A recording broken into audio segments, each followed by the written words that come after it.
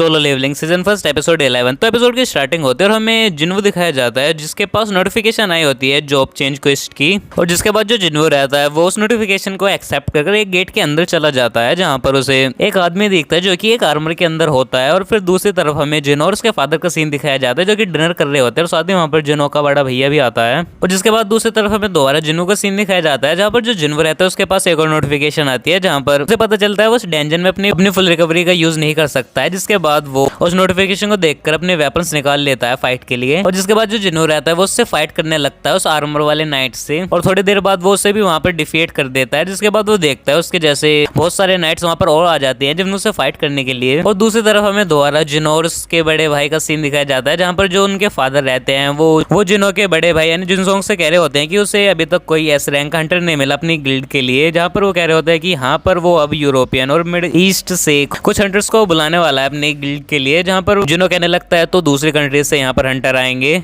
जुनसोंग जिनो से ये भी कहता है कि उसे पता है कि वो सी रैंक की डेंजन के मिशन खुद कर रहा है पर साथ ही वो उससे कहता है कि वो उसके रास्ते में ना आए। और दूसरी तरफ हमें दोबारा जिन्वो का सीन दिखाया जाता है जहाँ पर वो सारे नाइट्स को ऑलमोस्ट हरा चुका होता है। और फिर वहाँ पर और डिफरेंट टाइप के नाइट्स आ जाते हैं और जिसमें एक मेज भी होता है जादूगर। और जो जिन्वो रहता है उसे समझ में आ जाता है कि उसे पहले इन सब की वीकनेस ढूंढनी होगी और फिर इनके ऊपर हमला करना होगा क्योंकि उसके पास अभी फुल रिकवरी नहीं है। और जिसके बाद दूसरी तरफ हमें मिस्टर चोय का सीन दिखाया जाता है और वो वहाँ पर एक हंटर की टीम बना लेता है जेजो आइलैंड पर हमला करने के लिए। और उसमें काफी सारे हंटर होते हैं जिसमें चाह भी होते हैं और वो सारे जा रहे होते हैं। दूसरी तरफ हमें दोबारा जिन्वो का सीन दिखाया जाता है जो कि ऑलमोस्ट वहाँ पर सभी बीस्ट को हरा चुका होता है और वहाँ पर चैन की सांस लेता है। जिसके बाद हम देखते हैं कि उसे वहाँ पर बहुत सारे आइटम्स मिले होते हैं और साथ ही काफी डिफरेंट टाइप के आर्मर भी मिले होते हैं जो कि इनविजिबल होते हैं और साथ ही वो उसकी हेल्थ भी बचाएंगे। और उसके अगले सीन में जो जिन्वो रहता है वो एक बड़े गेट के सामने आ जाता है। इसके बाद जो जिन्वो रहता है वो जैसे वो गेट खोलकर अंदर जाता है तो उसे वहाँ पर डर लगने लगता है और साथ ही वहाँ पर चारों तरफ मशाले जल जाती हैं। और जिसके बाद जिन्वो को सेम फियर का एहसास हो रहा होता है जैसा कि उसे डबल डेंजन में हुआ था। और वहाँ पर जिन्वो देखता है कि एक थ्रोन को प्रोटेक्ट कर रहा होता है एक नाइट। और उस नाइट को देखते ही जो जिन्वो रहता है वो समझ जाता है कि वो दोबारा ऐसे खतरे में है जैसे वो डबल डेंजन में था। और जो उसके सामने नाइट था वो नाइट कमांडर होता है जो कि इग्रिस होता है। और जिन्वो रहता है वो फिर उससे लड़ने के लिए वहाँ पर तैयार हो जाता है। जिसके बाद वहाँ पर उन दोनों की फाइट स्टार्ट हो जाती है जहाँ पर जिन्वो को समझ में आ जाता है कि वो इग्रिस की स्पीड तो मैच कर सकता है पर उसकी पावर को मैच नहीं कर सकता क्योंकि जो इग्रिस था वो काफी ज्यादा पावरफुल था और जिन्वो उसके हमलों को वहाँ पर झेल नहीं पा रहा होता। जिसके बाद जो जिन्वो रहता है वो सोचने लगता है कि उसने कसाका मॉन्स्टर और साथ ही जो पीछे नाइट्स थे उसने सबको उसने अपने हाथों से ही मारा था तो इसलिए वो वहाँ पर अपने वेपन को नीचे रख देता है ताकि वो अपने हाथ से फाइट कर सके। और जिसके बाद जो इग्रिस रहता है वो अपने वेपन को नीचे रख देता है जिन्वो से हैंड टू हैंड कॉम्बैट करने के लिए।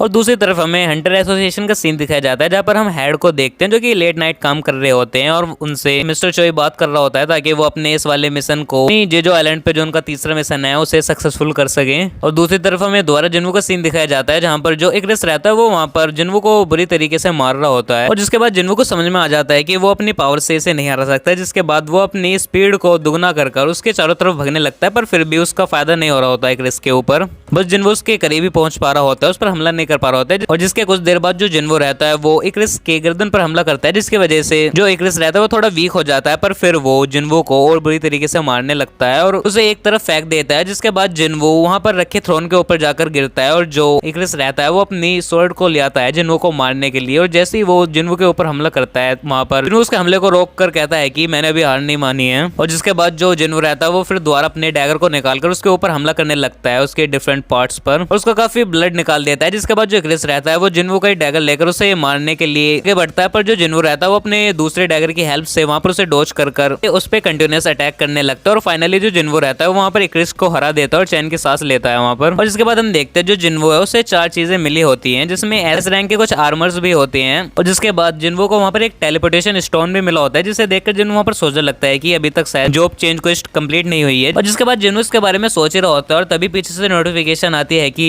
जितनी देर हो सके उतनी देर तक जिंदा रहो। नहीं नोटिफिकेशन शो कर वहां पर एक टाइमर स्टार्ट हो जाता है और जिसके बाद वहां पर बहुत सारे पोर्टल्स खुल जाते हैं और वहां पर बहुत सारे नाइट्स मेज आ जाते हैं जिन्वो से फाइट करने के लिए। जिसके बाद जो जिन्वो रहता है वो उनसे लड़ने के लिए वहां पर तैयार हो जाता है भले ही वो वहां पर थका हुआ होता है पर साथ ही वो सोच रहा होता है कि एक रिस्क से ज्यादा पावरफुल नहीं हो सकते। और दूसरी तरफ हमें चोय का सीन दिखाया जाता है जो कि एक हेलीकॉप्टर में जा रहे होते हैं जेजो आइलैंड की तरफ। और दूसरी तरफ हमें दोबारा जिन्वो दिखाया जाता है जो कि अपनी इनविजिबल एबिलिटी का यूज कर उन पर हमला कर रहा होता है पर तभी वहां पर जो एक मेज होते हैं वो वहां पर जिन्वो का पता लगा लेता है। और जिसके बाद जो जिन्वो रहता है वो चारों तरफ नाइट से घिर जाता है वहां पर और उसे वहां पर पर उनसे फाइट करते हुए भी सिर्फ 5 मिनट ही हुई होती हैं। और जिसके बाद जिन वो टेलीपोर्टेशन स्टोन का यूज करने के लिए सोचता है, पर तभी उसके ऊपर एक और हमला होता है जिसकी वजह से वो टेलीपोर्टेशन स्टोन एक तरफ गिर जाता है। और वहां पर जिन वो सोचा होता है उसके पास फुल रिकवरी भी नहीं है और ना ही वो अभी किसी वेपन का यूज कर सकता है, जिसकी वजह से वहां पर जिन वो पूरी तरीके से फंस चुका होता है। और इसी सीन के साथ इस एपिसोड का यहाँ पर एंड हो जाता है। तो आई होप आपको इस एपिसोड की एक्सप्लेनेशन पसंद आई हो। और हाँ, अगर आपको इसके पिछले एपिसोड्स की एक्सप्लेनेशन देखने हो तो उनके लिंक भी मैंने इस वीडियो के डिस्क्रिप्शन में दे दिया, आप उन्हें भी कंप्लीट देख सकते हैं। तो इस वीडियो में इतना ही, मैं मिलूँ आपको नई वीडियो में नई एनिमे फिर नई वेब सीरीज की एक्सप्लेनेशन के साथ। तब तक के लिए गुड बाय।